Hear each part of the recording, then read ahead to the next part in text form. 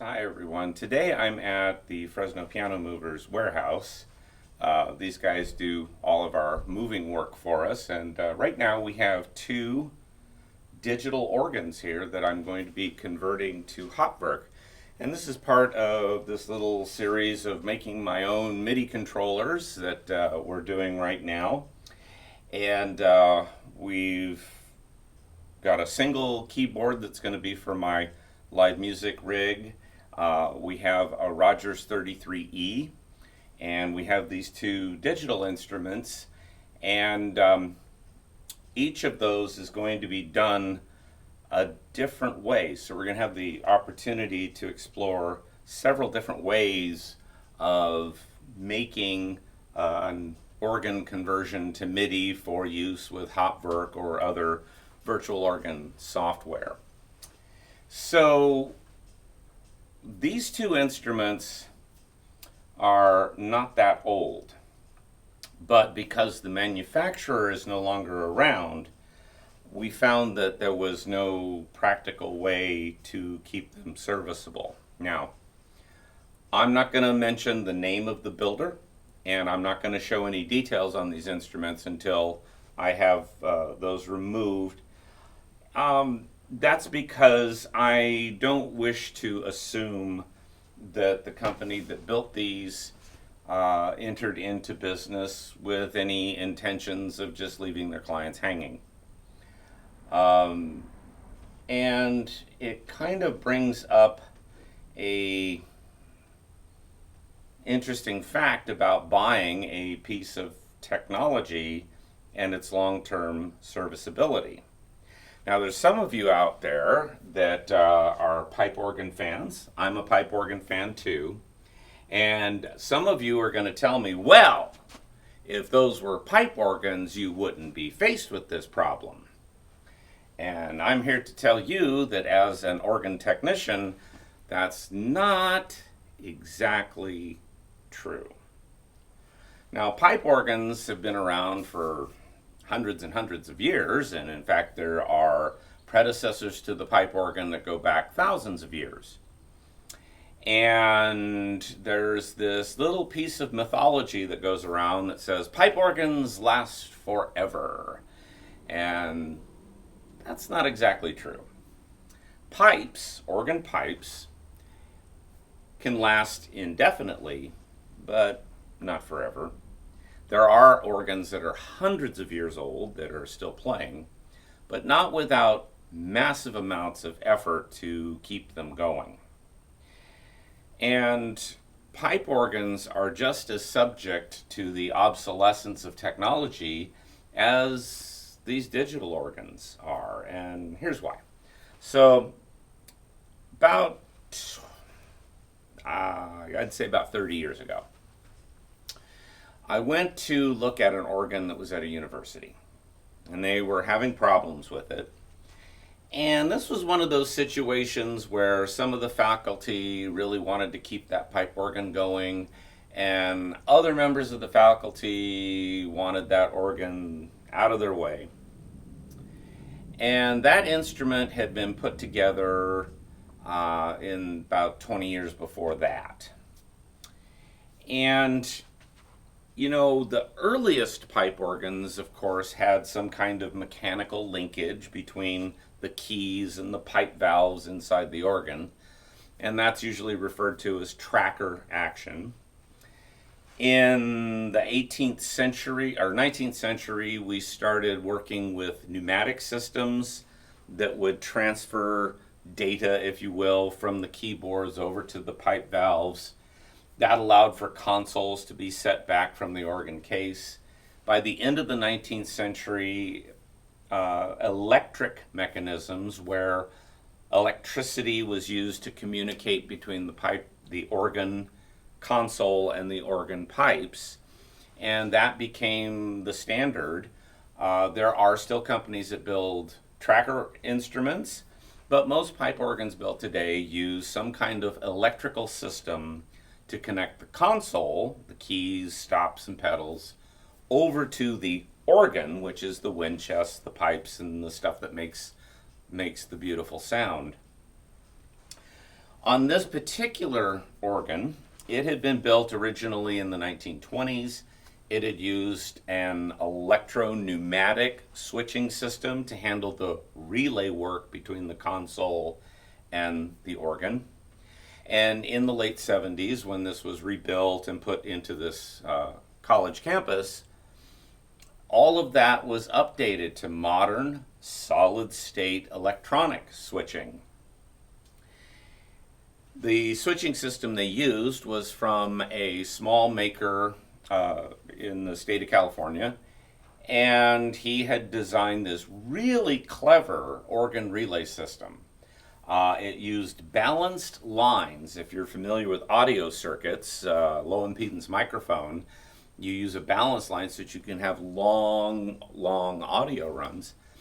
And the balanced line system to communicate between the console and the organ allowed for really long wire runs without any voltage drops and other interference issues that can happen over the course of long wire runs. Now, this gentleman had, of course, gone into business with intentions of doing something much bigger than what he ended up doing.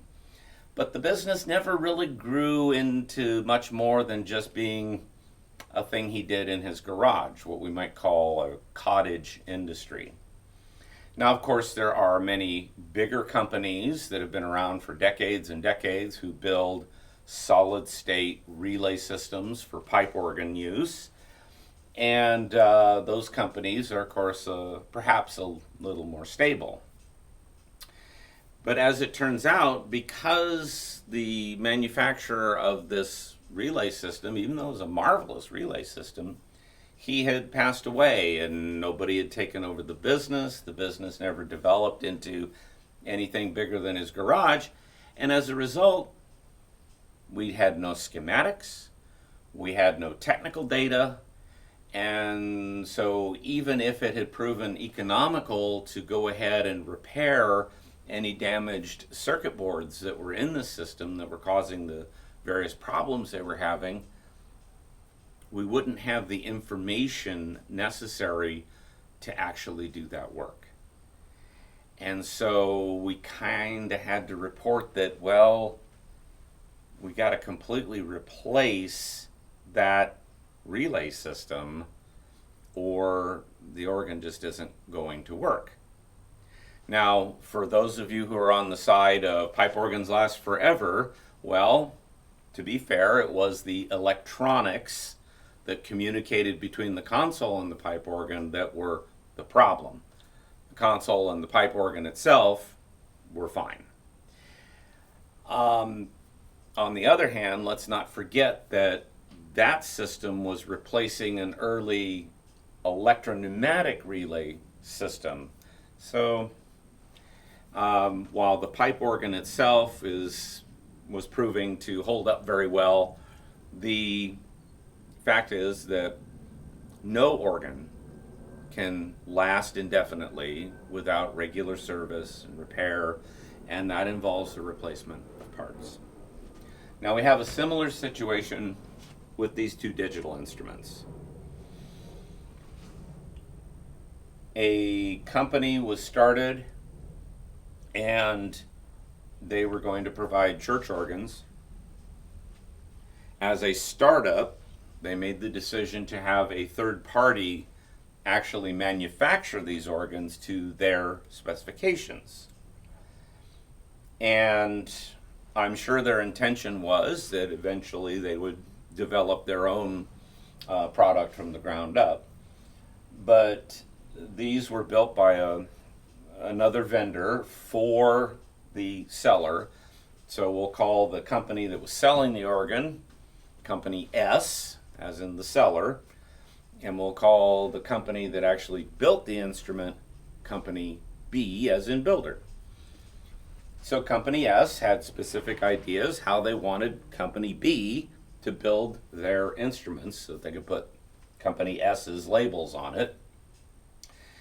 And, well, as it turned out, Company S eventually had to close up shop for reasons I have no idea, And like I say, I don't want to assume that there was anything nefarious about that. I don't think people go into business with the intention of going out of business.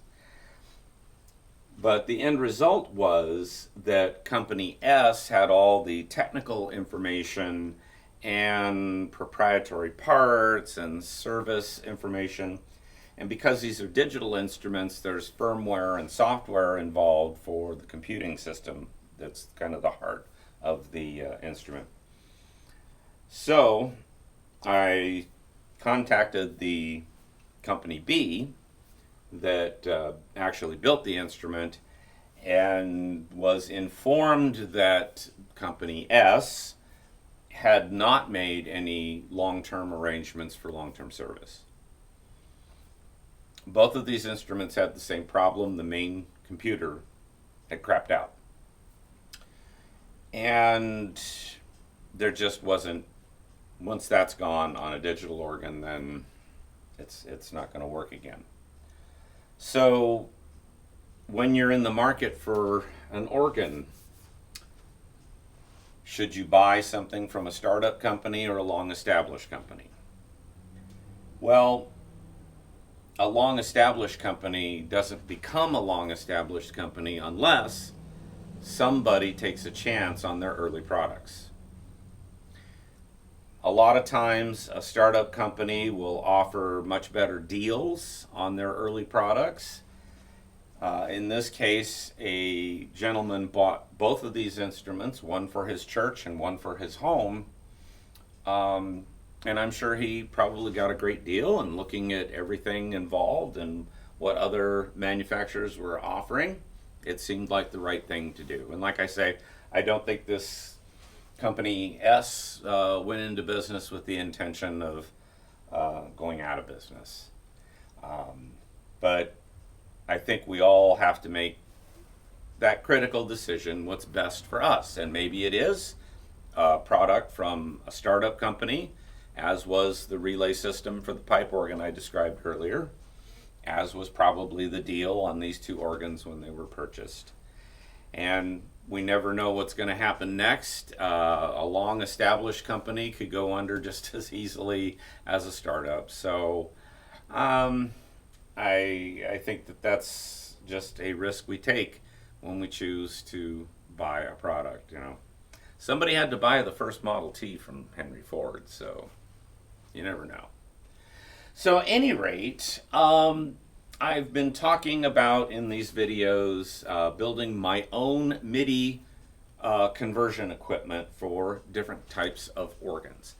And the reason I want to do that, well, there is, of course, stuff available. Other people are already building MIDI encoders and things to take an old organ and turn it into a MIDI controller and have it run usually Hauptwerk. Hauptwerk's the most popular organ emulation software. And why would I want to try and build my own stuff? Well, every one of these organs, we run into different situations.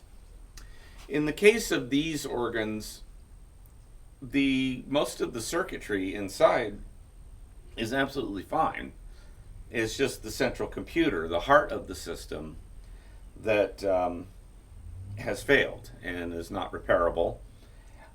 And if we look at what we might call the periphery circuitry, that stuff is simple and probably in good shape. So in converting this, I could gut all the electronics out and start from scratch and rewire every keyboard, rewire the pedal board. Or maybe I can come up with some way to take the existing keyboard encoder and just plug into it and have a microprocessor convert that into a MIDI signal.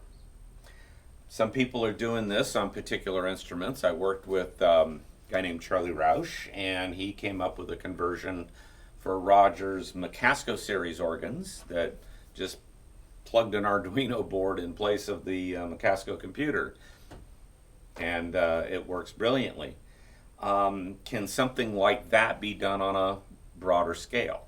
Well, you're going to go on this ride with me to find out. Now, the first thing we're going to do in the next video is take a look at my single keyboard that I showed you 2 videos ago that's going to be the main controller for my live performance rig. And I am using a ready-made MIDI encoder for that, so we'll have a chance to look at how that works. As we start digging into these 2 instruments and the 33E, we're going to be faced with different situations on how best to achieve a MIDI encoder on these 2 instruments. My plan is that one of these instruments is going to keep its physical controls, its draw knobs. The other one is going to be set up with touch screens. So we've got 2 different prototypes here, if you will, and then the 33E, being an older Rogers instrument, is going to be done a completely different way.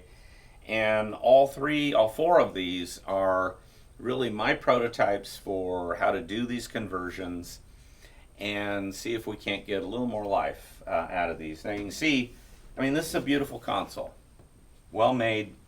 It's a shame to throw that kind of thing in the dump, and I've seen it done. But if we can figure out a way to make this into a really nice and economical Hauptwerk controller for somebody who wants to do Hauptwerk, that might be a product that people are after. So next time we'll take a look at setting up an old Rogers keyboard with a ready-made MIDI encoder. So look for that in about a week's time, and we'll see you then.